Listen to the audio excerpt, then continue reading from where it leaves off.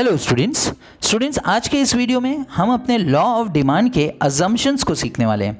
तो आप बने रहें इस वीडियो में और जान लें कि लॉ ऑफ डिमांड जो हमने पिछले वीडियो में डिस्कस किया था उसके अजम्पशंस क्या हैं, यानी किन चीज़ों को आपको अज्यूम करना पड़ेगा अगर आप लॉ ऑफ डिमांड को फुलफिल करना चाहते हैं। तो स्टूडेंट सबसे पहला जो पॉइंट अजम्पशन में है वो है कांस्टेंट लेवल ऑफ इनकम।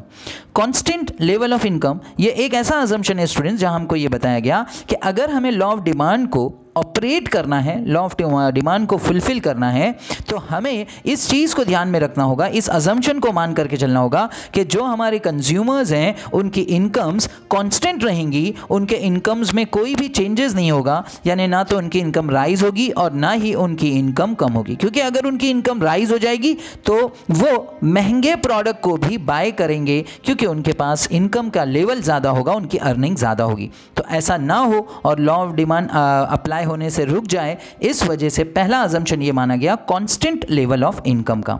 आगे बढ़ूंगा और सेकंड पॉइंट लूंगा। सेकंड पॉइंट है no change in size of population.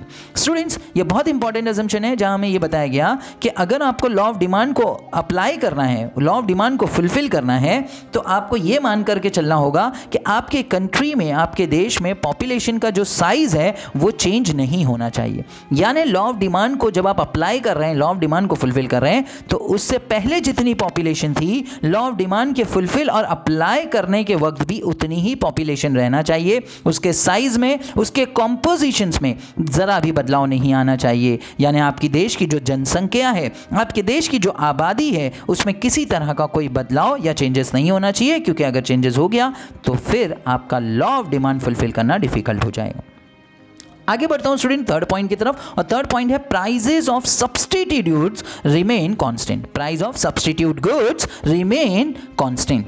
Student ध्यान से समझिएगा, तीसरा अजम्पशन ये लिया जाता है लॉ ऑफ डिमांड में कि जो सब्स्टिट्यूट प्रोडक्ट्स होते हैं, अब सब्स्टिट्यूट क्या हमने पिछले वीडियो में भी सीखा है। सब्स्टिट्यूट प्रोडक्ट्स का मतलब जैसे टी एंड कॉफ़ी हो गया, शुगर एंड जैगरी हो गया।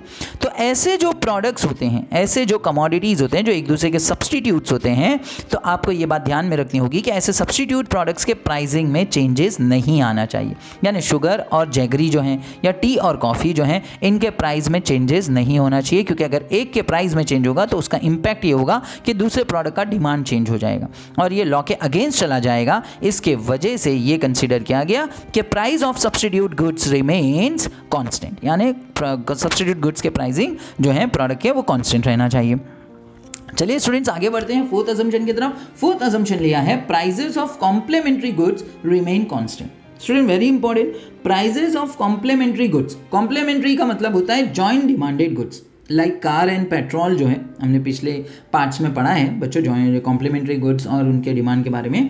तो जैसे कार एंड पेट्रोल है, तो स्टूडेंट्स पेट्रोल के प्राइस में चेंज होगा तो उसके वजह से कार के डिमांड में इफेक्ट होगा। तो पेट्रोल है, डीजल है, या हमारे जो फ्यूल्स हैं उनके प्राइसिंग में अफेक्ट नहीं होना चाहिए।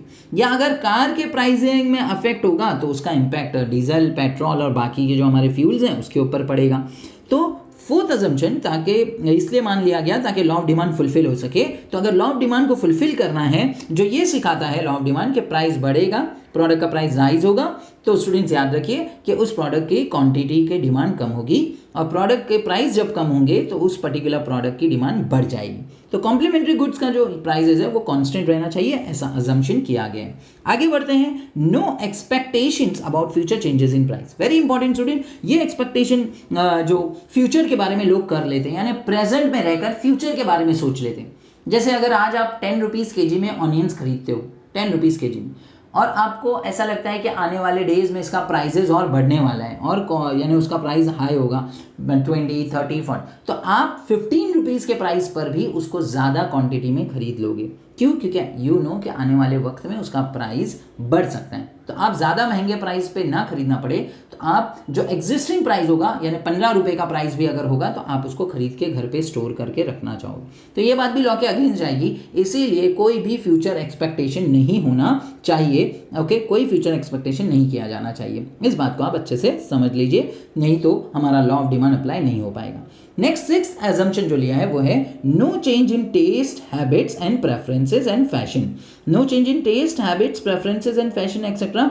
It is assumes that consumers का जो टेस्ट है, प्रेफरेंस है, हैबिट्स है, फैशंस है, वो चेंज नहीं होना चाहिए, बल्कि जैसा टेस्ट, प्रेफरेंस और हैबिट्स उनकी हमेशा से रही है वही हमेशा से बनी रहनी चाहिए जब वो लॉ ऑफ डिमांड को फुलफिल कर रहे हैं. स्टूडेंट नेक्स्ट पॉइंट है no change in taxation policy, यानी गवर्नमेंट को अपने टैक्स के पॉलिसीज को चेंज नहीं करना चाहिए, क्योंकि अगर गवर्नमेंट अपने टैक्स के पॉलिसीज को चेंज करेंगे तो टैक्स के वजह से प्रोडक्ट्स के डिमांड पर भी बहुत असर पड़ेगा. सर कैसे?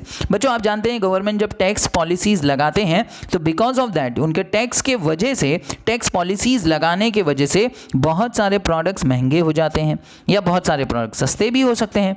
टैक्स कैसा लगाया जा रहा है उसके ऊपर डिपेंड करेगा स्टूडेंट्स. तो अगर प्रोडक्ट के ऊपर टैक्स ज़्यादा लगा दिए जाएं, टैक्स रेट हाई कर दिए जाएं, तो स्टूडेंट्स उनकी डिमांड पर बहुत बुरा असर पड़ेगा, बहुत अफेक्ट होगा. इस वजह से यहाँ पर पहले ही अजम्पशन कर लिया no change in taxation policy, यानी गवर्नमेंट को अपने टैक्स के पॉलिसी में कोई भी चेंजेस नहीं करना चाहिए. तो इस तरह से टोटल 7 अजम्पशंस आपके सामने हैं और इन 7 अजम्पशन को हमें फुलफिल करना पड़ेगा अगर हम चाहते हैं अपने लॉ ऑफ डिमांड को पूरा होता हुआ देखना. तो ये 7 अजम्पशंस हैं लॉ ऑफ डिमांड के जो आपके टेक्स्ट बुक में आपको सिखाए गए, आपको बताए गए. होप आपको समझ गए होंगे स्टूडेंट्स. तो आज के वीडियो को हम लोग यहीं स्टॉप करते हैं, यहीं एंड करते हैं. आप अपना ख्याल रखिए, अपने क्रिएटर का हमेशा अपने मम्मी पापा का भी ध्यान रखिए और अपने क्रिएटर को हमेशा याद करते रहिए. God bless you. Thank you so much.